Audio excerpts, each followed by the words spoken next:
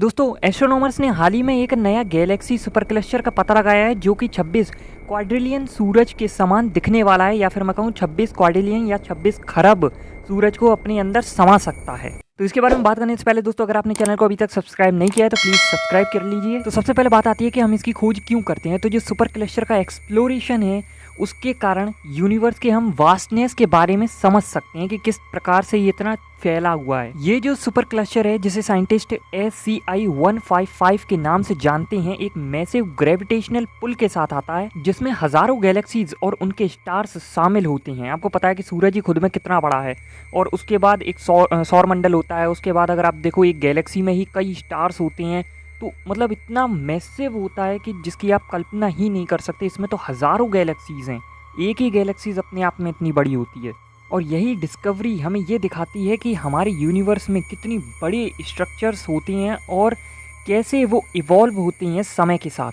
SCI-155 को explore करने के लिए एस्ट्रोनॉमर्स ने वेरियस टेक्निक्स का इस्तेमाल किया है, जैसे कि डीप स्पेस ऑब्जर्वेशंस, इसी के साथ टेलीस्कोप्स और मैथमेटिकल मॉडलिंग। ये टेक्निक्स उन्हें अलाउ करते हैं कि उन सुपर क्लस्टर को स्टडी करें जो थाउजेंड्स या फिर लाखों लाइट ईयर्स की दूरी पर होती हैं। इन नए 662 सुपर क्लस्टर में से एक है जो कि पृथ्वी से लगभग 3 अरब प्रकाश वर्ष दूर मौजूद है, जिसे वैज्ञानिकों ने आइनास्टो सुपर क्लस्टर का नाम दिया है। यह नाम ऑस्ट्रेलियाई खगोलशास्त्री जॉन आइनास्टो के सम्मान में रखा गया है, जो ब्रह्मांड की बड़े पैमाने की संरचना की खोज करने वालों में से एक थे।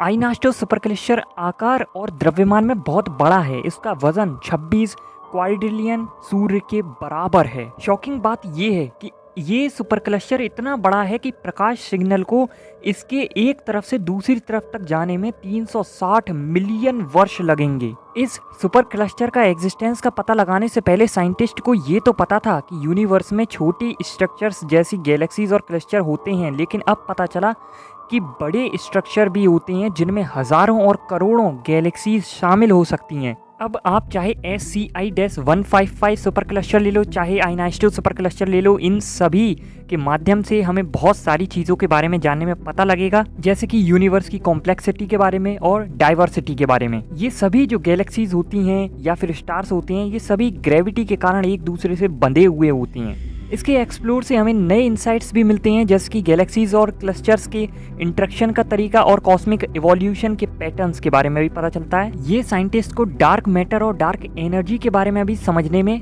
मदद करेगा। अब कैसे मदद करेगा, इसके दो मुख्य तरीके हैं। पहला है ग्रेविटेशनल इफेक्ट्स। आइनास्टो सुपर क्लस्टर का मैसिव ग्रेविटेशनल फील्ड जो है वो डार्क मैटर की डिस्ट्रीब्यूशन को प्रभावित करता है। डार्क मैटर जो कि यूनिवर्स में बड़े हिस्से में मौजूद है लेकिन दिखता नहीं है, ग्रेविटेशनल जो होता है फोर्स, वो इंटरेक्शंस के जरिए गैलेक्सीज और उनके क्लस्टर्स के मूवमेंट को इन्फ्लुएंस करता है।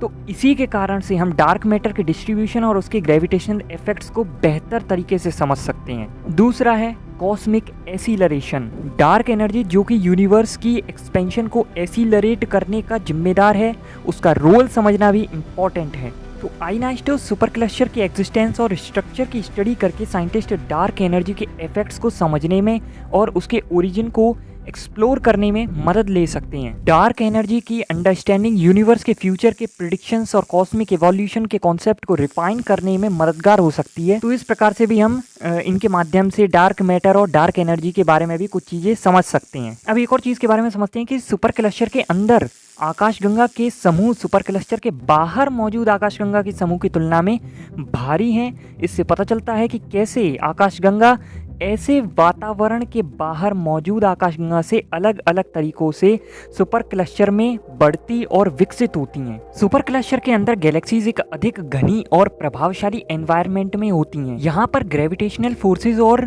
इंटरगैलेक्टिक गैस के प्रभाव से गैलेक्सीज की गति और विकास में परिवर्तन होता है। इस प्रकार के एनवायरनमेंट में गैलेक्सीज आपस में टक्कर खाती हैं, जिसकी वजह से उनकी गति तेज होती है, क्योंकि जब भी फोर्स लगेगा तो वो और तेज आगे चली जाती है जिसमें भी टक्कर लगी है, और उनका शेप्स में भी परिवर्तन हो जाता है। इंटरेक्शंस और मर्जर्स की वजह से नए स्टार्स भी उत्पन्न होते हैं।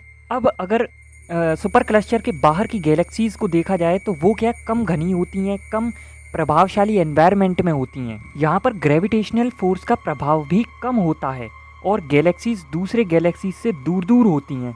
इससे उनकी जो गति है वो भी धीमी होती है। इस प्रकार के एनवायरनमेंट में गैलेक्सीज का विकास और अधिक स्वतंत्र होता है और जो मर्जर्स हैं वो भी कम होते हैं। मर्जर्स माने एक दूसरे में मिल जाना। यहाँ पर गैलेक्सीज के शेप और स्ट्रक्चर में अधिक समानता होती है और उनकी गति और विकास में कम परिवर्तन होता है। तो ये ज्ञान से भी हम समझ सकते हैं कि जो इवोल्यूशन है गैलेक्सीज का वो किस प्रकार से होता है यूनिवर्स में। तो आपने अपोलो मिशन के बारे में बहुत सुना होगा कि उसकी कंट्रोवर्सी है उसको लेकर कि अमेरिका चांद पर उतरा भी है या नहीं। तो रिसेंटली अभी चंद्रयान 2 ने इसके बारे में भी एकदम पुख्ता प्रमाण दे दिए हैं। अपोलो लैंडर जो था वो उन्हें स्कैन करते टाइम मिल गया है चंद्रमा पर।